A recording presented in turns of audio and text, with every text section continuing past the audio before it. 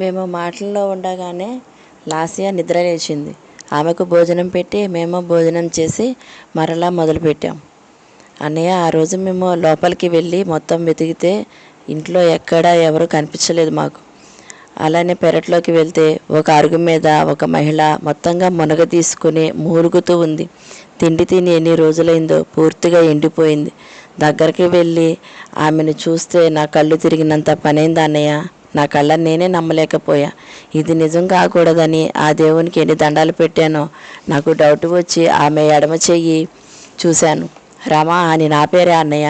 ఆమె ఎవరో కాదు, మన చిన్నప్పుడు మన ఇంటి ప్రక్కనే ఉండే పోస్ట్ మాస్టర్ గారి అమ్మాయి వసంత. ఒక్కసారి ఆమెను దగ్గరకు తీసుకున్నా. ఒళ్ళంతా మంటలు మండిపోతుంది. విపరీతమైన జ్వరం. మన స్పృహలో లేదు.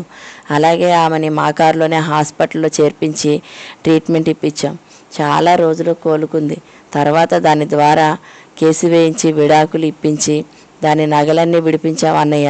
ఇప్పుడు బాగానే ఉంది. ఇప్పుడిప్పుడే మనల్ని గుర్తుపడుతుంది. స్పృహ వచ్చాక నన్ను చూసి అస్సలు నమ్మలేదు అన్నయ్య. నా చేతి మీద తన పేరు చూపిస్తే అప్పుడు నమ్మి ఎంతగా ఏడ్చిందో. దేవుడు దానికింత శిక్ష వేస్తాడని అనుకోలేదు. వాళ్ళ మేనత్త చనిపోయిందని వసంతకి తెలియదంట. మన ఊరి నుండి మనం వెళ్ళిపోయిన తర్వాత వాళ్ళ నాన్న చనిపోతే మేనత్త పెళ్లి చేసిందంట. మంచి సంబంధం అని ఎక్కువ కట్నం ఇచ్చి పెళ్లి చేసి పంపితే ఒక్కసారి కూడా పుట్టింటికి పంపలేదంట. ఎంత బాధ పెట్టారో. తల్లి లేని పిల్ల అన్నీ భరించి చివరికి జీవోత్సవంలా మారింది. అన్నయ్య, నీకు తెలియదు కానీ వాళ్ళ నాన్నగారు ఉన్నప్పుడు నీ చదువు కోసం నాన్న డబ్బులు నెల నెలా పంపేవాడు కదా. కొన్నిసార్లు నాన్న డబ్బులు పంపలేక నీకు పంపకపోతే మాస్టర్ గారే ఆయన డబ్బులు పంపేవారు. నాన్న వద్దంటే పోనీ వెంకట్రావు, నీ దగ్గర ఉన్నప్పుడు నాకు ఇద్దువు కానీ పిల్లాడు దూరాన ఎంత ఇబ్బంది పడతాడు అని చెప్పేవారు. అన్నయ్య, ఒక్కసారి ఆలోచించు. మూడువారిన వసంత జీవితంలో మరలా వసంతాన్ని నింపు. దాని జీవితాన్ని నిలబెట్టు అన్నయ్య. నీ కోసం కాదు, మన లాస్య కోసం. వసంతకే తల్లి ఉంటే ఆమె ఇంత బాధపడేదా అన్నయ్య? లాస్యకి కూడా తల్లి నువ్వు అని చెప్తుండగానే ఇంతలో మా వారు వచ్చారు నన్ను తీసుకువెళ్ళడానికి.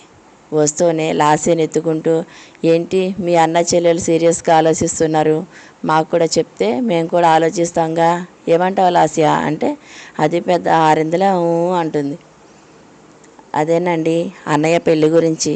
ఏ సమాధానం చెప్పడం లేదు, మీరైనా చెప్పండి అంటే మా వారు కూడా, అవును రఘు, మీరు ఇలా ఒంటరిగా చిన్నపిల్లతో ఇబ్బంది పడటం మాకు ఏమీ నచ్చలేదు.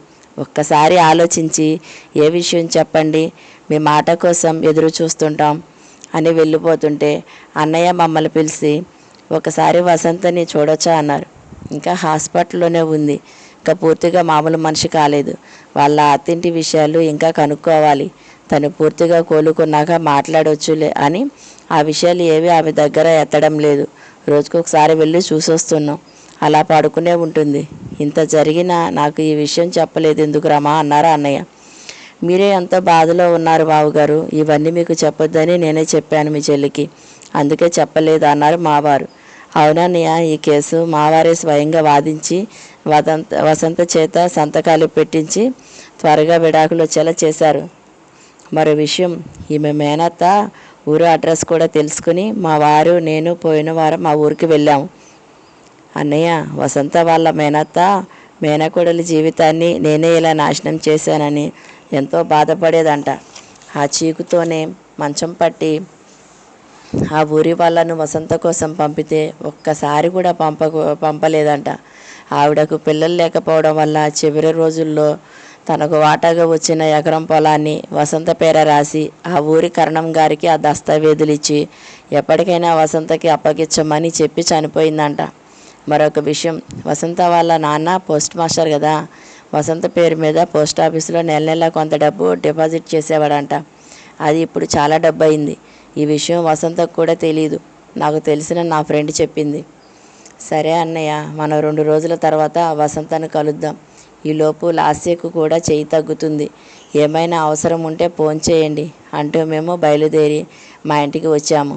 ముందు అనుకున్నట్టుగానే మా అన్నయ్య, మా వారు, లాస్య, నేను అందరం వసంత ఉన్న హాస్పిటల్కి వెళ్ళేసరికి వసంత దగ్గర మేము పెట్టిన ఆయా టిఫిన్ పెట్టి మందులు వేస్తుంది. మమ్మల్ని చూసి వచ్చారమ్మా, ఈ అమ్మ నిన్నటి నుంచి ఒకటే అడుగుతుంది, నేను ఎక్కడ ఉన్నాను, నన్ను ఎవరు హాస్పిటల్కి తీసుకువచ్చారని, మీరైనా చెప్పండి అమ్మా అంటూ పక్కకు తప్పుకుంది నాకు దారి ఇచ్చి. ఒక కుర్చీ అన్నయ్యకి ఇచ్చి నేను స్టూల్ మీద కూర్చుంటే మా వారు లాస్యాన్ని ఎత్తుకొని ప్రక్క బెడ్ మీద కూర్చున్నారు.